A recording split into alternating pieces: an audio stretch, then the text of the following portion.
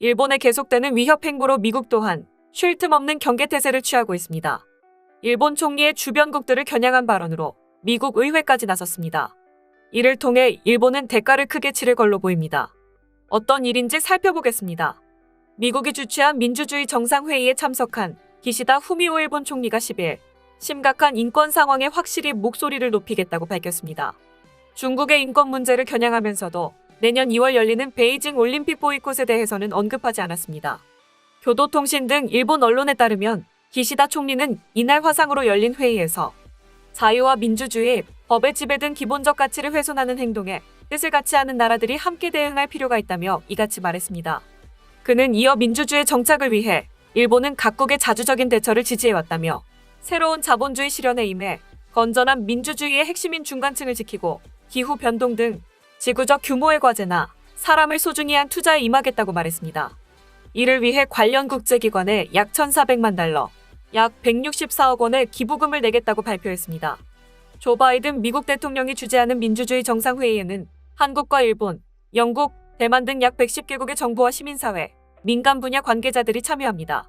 한편 미국이 시작한 베이징 올림픽 외교적 보이콧에 영국, 호주, 캐나다 등이 동참을 선언한 가운데 기시다 총리는 명확한 입장을 밝히지 않고 있습니다.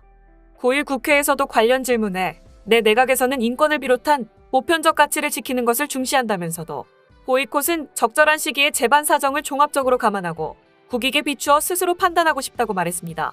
그러나 자민당 보수파를 중심으로 총리의 조기 결단을 촉구하는 움직임이 잇따르고 있다고 10일 니혼게이자의 신문이 보도했습니다.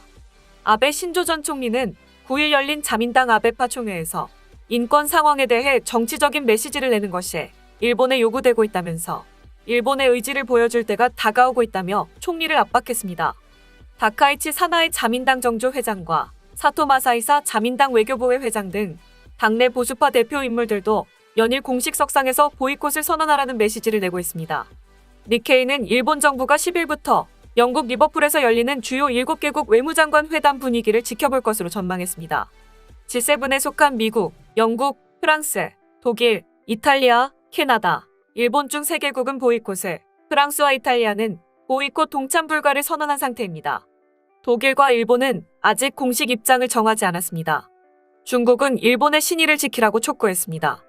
주변국을 향한 일본의 외교 결례는 여기에서 끝나지 않습니다. 니혼게이자의 신문, 요미우리 신문, NHK 방송 등에 따르면 일본 자민당 외교부의 산하 독도 대응 전담 조직은 지난 8일 첫 회의를 열고 한국에 고통을 주는 대책을 검토해야 한다고 의견을 모았습니다. 이 조직의 야마다 겐지 사무국장은 한국에 아픔을 주는 대응책을 검토해야 한다는 의견들이 있었고 일본의 단호한 자세를 보여줘야 한다는 인식을 같이 했다고 말했습니다. 일본 전역이 혐한 행보에 적극적인 상황이라는 겁니다. 극우 성향의 사토 마사이사 외교부회 회장은 일본 정부가 거듭 자제 요청을 했는데도 한국 김창룡 경찰청장이 독도를 방문했다고 맹비난했습니다. 그는 항의하는 것뿐 아니라 특별한 대책이 필요하다며 한국의 경우 독도 문제뿐만 아니라 다른 여러 이슈가 있는 만큼 확실히 정책을 만들어야 한다고 주장했습니다. 현 한일 갈등 상황에 대해 미국이 다시금 지적했습니다. 미국 의회조사국 CRS가 한국과 일본이 일제강점기 역사 문제로 인해 끊임없이 험난하다고 평가한 것으로 나타났습니다.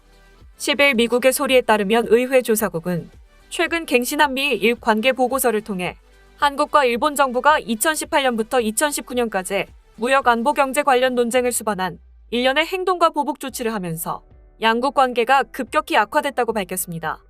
CRS는 바이든 행정부가 한일 양국이 이견을 해소할 것으로 촉구했다고 설명했습니다. 이어 일본은 무역 등 여러 대외 정책 분야에서 미국의 중요한 파트너라고 강조했습니다. CRS는 한일이 공유하는 안보 목표는 중국이라는 도전 과제를 다루는 것에서부터 북한의 위협에 맞서는 것까지 다양하다고 설명했습니다. 그러면서 바이든 행정부가 중국 견제 목적의 안보 협의체인 쿼드를 북돋우며 인도태평양 내 미국의 접근법에서 일본의 역할을 한층 강화했다고 밝혔습니다. 이와 함께 미국과 일본의 전략적 제휴는 아베 신조 등 일본의 과거 3대 총리의 정책 결정으로 단단해질 수 있었다고 했습니다. 그러나 최근 기시다 후미오 현 총리가 미일 동맹의 협력을 계속 확대하는 결단력과 정치적 영향력 등이 있을지는 의문이라고 했습니다. 이에 대해 정치 전문가들은 미국이 계속해서 동맹을 강조하고 있다. 확실한 의사를 보이지 않는 기시다 총리의 외교 자세에 대해 세계가 불신하는 상황이라며 우려를 표했습니다. 또한 일본 총리가 연설에서 인권 문제를 언급함과 동시에 내각에서 한국에 고통을 주겠다고 한 이중적인 태세가 굉장히 큰 실수라고 분석했습니다. 다음은 해당 소식을 접한 일본 네티즌들의 반응입니다. 한국을 제재한다면 죽도 문제뿐만 아니라 위안부 문제나 징용공 문제 등도 모두 통틀어 꼭 해줬으면 좋겠어. 항상 검토는 하였으나 실제로는 실행하지 않았다고 하던데 이번엔 아쉬움을 남기지 않았으면 좋겠어. 한국이 날조한 역사와 거짓말을 결국 일본이 타협하고 인정하는 이런 시대를 아베 정권이 끝냈습니다. 다음은 그 날조나 거짓말을 바로잡아 나가지 않으면 안 됩니다. 이번 일로 그 한 걸음을 내디뎠다고 말할 수 있다고 생각합니다. 실효성이 거의 없는 수출 관리 강화조차 요란을 떠는 그 나라. 반대로 생각하면 얼마나 일본이 칠 수 있는 수가 많고 그들이 진심으로 제재받는 것을 두려워하고 있음을 잘 알 수 있다. 이제 종주국을 본받아 거역하면 즉각 제재 조치를 발동해야 한다. 그 예의범절을 다루는 것은 중국이 실로 능숙하다. 한국에 있어서는 아픈 곳을 찔렸다는 것이 본심일 것입니다. 그들이 강하게 나오면 더 강하게. 앞으로는 한국에 대해 쉽게 생각하지 말고 엄정하게 대처해야 합니다. 검토하는 것도 좋지만 실행에 옮기지 않으면 무의미다. 검토할 뿐만 아니라 구체적인 방법론과 실행성이 담보되어야 한다.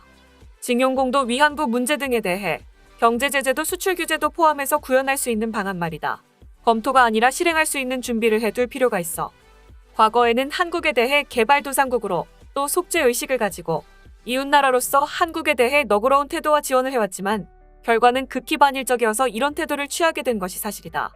한국과 같은 약속도 규칙도 지키지 않고 대화 결과도 최종 합의도 지키지 않는 패거리와는 사귀는 것을 그만두어야 한다고 생각한다.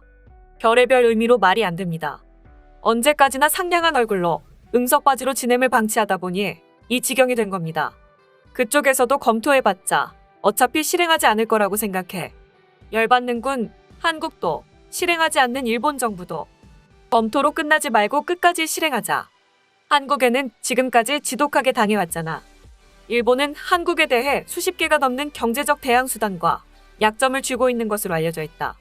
죽도뿐 아니라 위안부 문제도 포함해 일본의 제안에 대해 기한을 정하여 성의 있는 답변이 없을 때마다 도움과 지원을 끊어버리는 것은 어떨까? 이제 상대방에게 성의 있는 답변을 구하기는 어렵다는 것을 정부뿐 아니라 국민도 깨달았거든. 지금까지 일본의 외교 결례 소식을 접한 일본 네티즌들의 반응이었습니다. 내용 유익하셨다면 구독과 좋아요, 알림 설정 꼭 부탁드립니다. 여러분의 작은 행동 하나가 대한민국의 국격을 높입니다. 이 세상 모든 소식을 담은 올인박스는 내일도 최선을 다하겠습니다. 감사합니다.